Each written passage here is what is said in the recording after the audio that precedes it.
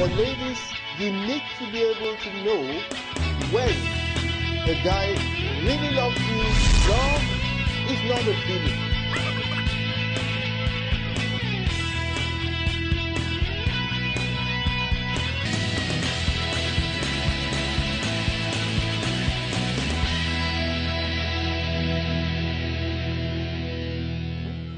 Hi, my name is Niyi Odunsi and this is the dating cycle, helping you to succeed in your love relationships. Now I've been talking to you about the dating cycle concept. I've spoken to you about friendships, I've spoken to you about dating, I've spoken about courtship. Now it's time to talk about engagement. Now the engagement stage on the dating cycle is that stage where you decide that you have met the person you want to settle down with. That's the man or woman you want to spend the rest of your life with. Now the engagement stage is obviously perhaps the most important because of a lot of things which I'll be talking to you about. Now this is that stage where you become really exclusive. This is that time when you have prayed and you're sure that this guy or this lady is the one that God has chosen for you. You must get a confirmation by praying or through prayer that the guy, the man or the woman is also not just your own choice, is also God's choice for you. Remember, God created you and He will not leave anything that has to do with you to accidents. No. God is a deliberate God. He has someone for you. Now let me quickly talk about this myth. People sometimes think if you miss one guy who is the right guy, then you are doomed. No, that is not true. There are many people who could be right for you in marriage. Many people could be the right choice. If you miss one, then it doesn't mean it's all over. You can still meet someone else who will be equally as right. That is the way God operates. God doesn't just say, we're either this or nothing when it comes to marriage.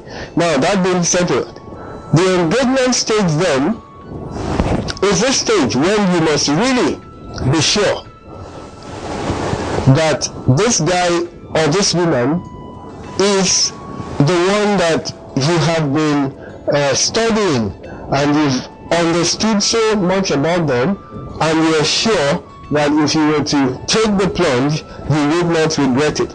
How long should an engagement last? How much is the engagement stage? This is one question we keep getting on the dating cycle. I always say to people, the engagement stage should be as long as it takes you to be 100% sure that you have the real deal, the real person, the right person. It doesn't matter how long it takes.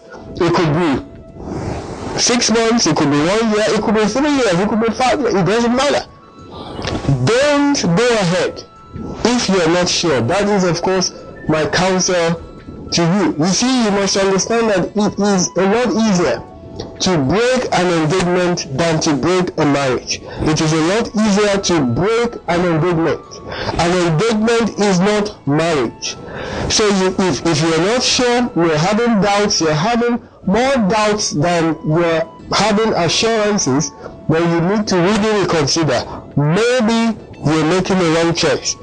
If you're a child of God and you don't have any peace at all in your heart, no peace in your heart, then it's a sign that maybe you're on the wrong track. Now, another thing about the engagement stage is this. This is the time where you really need to go public. This is the time where you need to make an announcement. Let people know that you have taken a decision with this gentleman or with this lady to get married. Now, this is very important. For example, your friends or even family, when they've heard that you are going out, they may not, take any notice. They may not think it's that important.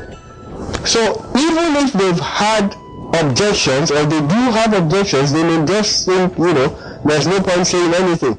But the minute you announce to them that it's time and you're going ahead, you engage to this guy, then most of the time they will come out with the objections, and some of them could be really, really strong with these objections. Now, how do you treat objections? What I mean is, you've told your friends or family, I'm getting married to this guy, we're engaged, and they come out and tell you, no, it's not going to work.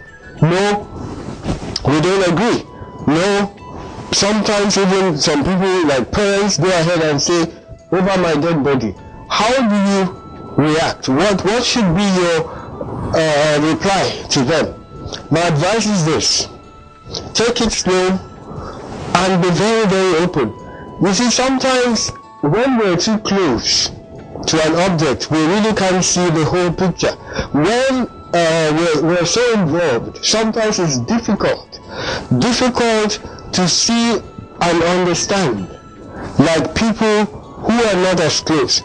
So when you hear these objections, pray about them and don't fight with anybody. Don't get hurt or upset. Don't tell them they're jealous and all that.